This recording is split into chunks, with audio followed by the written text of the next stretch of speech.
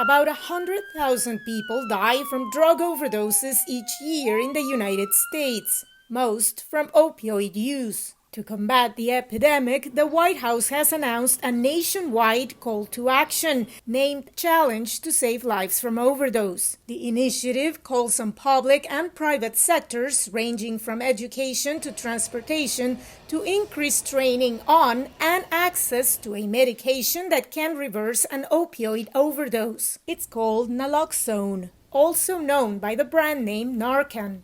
Neera Tandon is the domestic policy advisor to President Joe Biden. Our focus is trying to flood the zone to make naloxone accessible so that when someone has an acute attack, their lives can be saved. And I should say we're very proud of the fact that the Food and Drug Administration, during the course of this administration, has made sure that naloxone is over the counter. So it's accessible by all Americans. Tandon also says the Biden administration has invested over $100 billion on tackling the overdose crisis and coordinated with other countries to disrupt the flow of illegal drugs into the U.S. Mexico and China are the primary source countries for fentanyl and fentanyl-related substances, according to the Drug Enforcement Administration. We have deployed new technologies at the border to ensure that we are able to interdict fentanyl, but we really also are working with the government in Mexico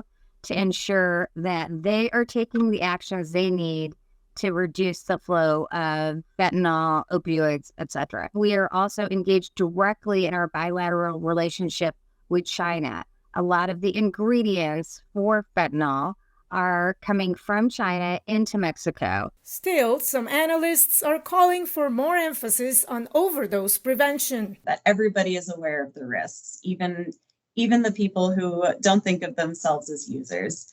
That there's access to long-term recovery services through housing, through post-criminal justice interventions, through employment assistance. Victoria St. Arnold would like to see more grief counseling and efforts to combat the stigma of drug addiction. VOA first met her when she lost her husband in 2021 to an overdose of pain medication laced with fentanyl. I just felt like everybody was judging our situation and judging my husband, judging me for being with my husband.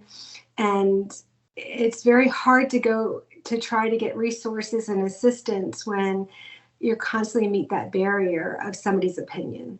The White House plans to ramp up activities for its challenge to save lives from overdose through the summer, when a spike in overdoses is often seen. Veronica Balderas, Iglesias, VOA News, Washington.